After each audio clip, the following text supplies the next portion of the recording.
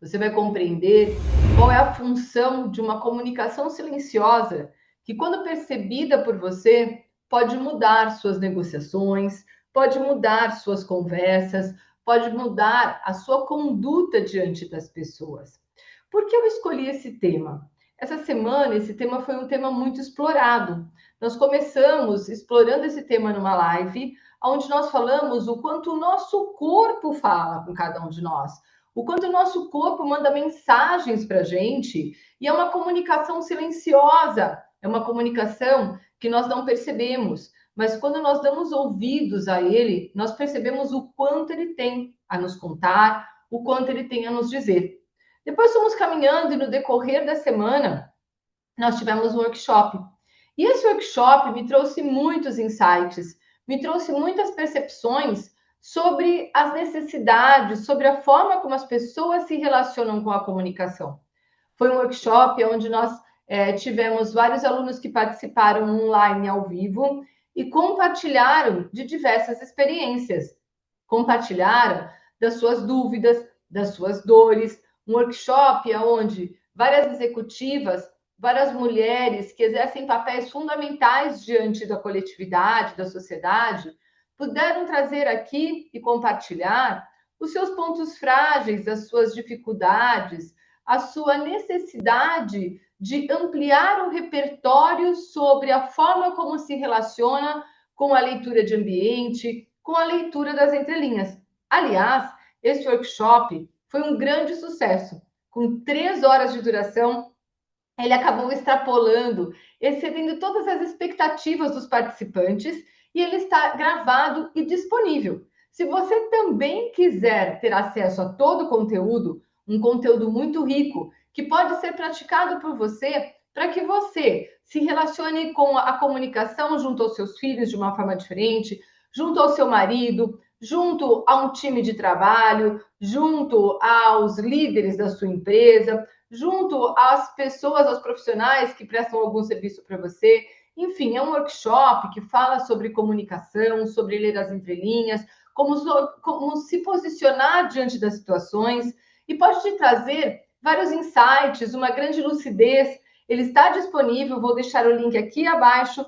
Basta você acessar o link e ter acesso à forma de fazer a sua inscrição e já poder utilizar de todo o conteúdo, explorando na íntegra diversas informações, inclusive com uma apostila escrita, que você pode ali ter diversas insights e percepções sobre o que pode ser aprimorado na sua vida no que diz respeito à comunicação e à forma de interpretar o que acontece com você e o que acontece nas suas relações. Não perca essa oportunidade. Você sabe que são poucos os momentos que eu realmente disponibilizo alguns materiais que eu normalmente utilizo nas minhas mentorias individuais. E esse é um material que eu exploro muito junto à minha mentoria de executivos, e eu estou disponibilizando para você por um valor super acessível e que ainda pode ser parcelado em 12 vezes no cartão de crédito. Enfim, não deixe de usufruir essa oportunidade. Mas vamos então falar sobre ler as entrelinhas, né? Interessante, porque nós tivemos vários momentos, vários pontos de grande consciência, de expansão de percepção sobre os pontos relacionados às entrelinhas. Mas eu quero começar trazendo aqui para você uma abordagem bem básica, e eu vou compartilhar com você bem poucos slides, mas que podem trazer uma grande percepção sobre as dinâmicas da comunicação. As 3 camadas de toda a interação. Então, todas as vezes que nós estamos conversando, seja com um filho, seja com um vizinho, seja no telefone batendo papo com uma amiga, seja passando uma mensagem por WhatsApp para alguém, não importa o tipo de comunicação. Todas as vezes em que nós estamos estabelecendo uma comunicação, essa comunicação ela passa por algumas características. Então, é importante nós compreendermos que só 7% do conteúdo que nós falamos chega para a gente ou chega para o outro que está ouvindo através de palavras. É o conteúdo explícito. Então, quando eu estou ouvindo você falar, eu estou ouvindo a sua palavra representando 7% do conteúdo que você quer me transmitir. O que eu estou te transmitindo agora, só 7% está chegando através de palavras. Kátia, como assim? E o restante, né? O restante fica relacionado a diversas ferramentas e atributos silenciosos, não tão silenciosos assim às vezes, mas que geram toda a diferença na nossa comunicação. Então, veja, como é dito, o tom, o ritmo, a postura, as expressões. Esse contexto de tom, ritmo, postura e expressões representa 38% da sua comunicação. E o tom, ele quer dizer muito. Às vezes, a entonação que nós damos muda completamente o efeito de uma frase.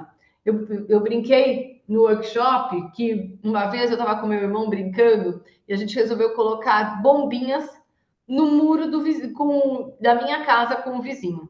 Tinha uns espaços que eram uns tijolos entreabertos, assim, e nós resolvemos colocar bombinhas ali e resolvemos acender essas bombinhas. O que aconteceu? Não preciso contar que eram várias bombinhas e um pedaço do muro despedaçou-se. E fez barulho. Imagine um monte de bombinha estourando ao mesmo tempo no quintal de casa. E minha mãe dentro de casa, fazendo os afazeres dela. Eu só ouço assim: César Augusto e Kátia Regina. Quando eu ouvi isso, eu falei, meu, danou-se, já era. Eu e meu irmão, ó, sumimos, nos escondemos, ficamos embaixo lá de uma mesa por um bom tempo, até minha mãe esfriar a cabeça, e depois nós fomos aparecer. Por quê? Porque o ritmo, a entonação, não precisava de mais nada. Quando eu estava em algum lugar e eu ouvia Kátia Regina, podia esquecer. Tinha certeza que por detrás disso vinha uma grande bronca ou vinha um chinelo rolando ali. Então, muitas vezes, a entonação diz muita coisa. Né? Se eu estou conversando com o meu coelho começa a tentar fazer alguma coisa errada, eu falo, Nick, ele já olha para mim. Agora, se eu falo, Nick, meu amor, Niquinho, vem, Nick, eu estou fazendo um chamado dócil, carinhoso, e o animal na hora percebe. Então, é uma voz de comando ou é uma voz de acolhimento? A grande questão é que às vezes a gente não percebe que um tom que fica no meio do caminho pode representar para outra pessoa uma agressão, sendo que nós não temos intenção de gerar essa agressão. E essa conduta mais dura, às vezes, acaba gerando uma dificuldade da outra parte perceber o que de fato nós estamos comunicando. Além disso, dentro da comunicação, 55% chega através do silêncio e de interesses ocultos. Eu falo sempre que quando nós vamos oferecer alguma coisa para um produto, alguma coisa para um cliente, na verdade o que importa não é o produto, mas é compreender qual é a necessidade que o cliente tem. Esse é o fator silencioso. Eu vou contar para ele que eu tenho um workshop que vai resolver muito a questão de comunicação. Mas no fundo, o meu cliente ele não quer resolver a questão. Ele quer ter paz. Ele não quer mais viver o confronto com o filho. Ele não quer mais viver a DR com o marido. Ele não quer mais viver o desconforto com o time no trabalho. Então, quando eu estou oferecendo, olha, eu tenho um workshop que é muito bacana, porque vai te mostrar, vai te ensinar a ler as entrelinhas, vai te permitir perceber aquilo que o ambiente muitas vezes está te contando e você não tinha percebido. Ele não está preocupado em ler o ambiente, mas ele está preocupado com o resultado que essa leitura vai gerar na vida dele. Ele perceber nas entrelinhas algo e se antecipar, evitando um conflito e mais, alcançando o resultado, o objetivo que ele deseja. Então, essa oferta faz com que ele busque no inconsciente dele, busque no pensar dele, no silêncio interior dele, se esse workshop, nesse momento, vai ser útil para ele, vai servir para algo. Esse silêncio precisa ser compreendido por todos nós. Porque muitas vezes, no silêncio daquilo que não é dito, que nós percebemos de fato o que existe numa comunicação. Algumas vezes, nós estamos tentando mostrar a importância de algo, mas sem perceber que, no fundo, não é a importância de algo que nós estamos tentando mostrar, nós estamos tentando demonstrar para o outro que nós temos razão. E quando nós tentamos demonstrar para o outro que nós temos razão, muitas vezes o outro passa a tentar a também expressar, através de palavras metafóricas, o desejo dele de ter razão.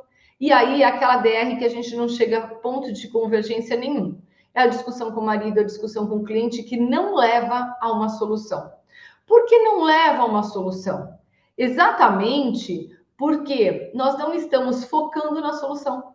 Nós estamos focando no interesse individual. E aí esse silêncio age contra a gente, não a favor da gente.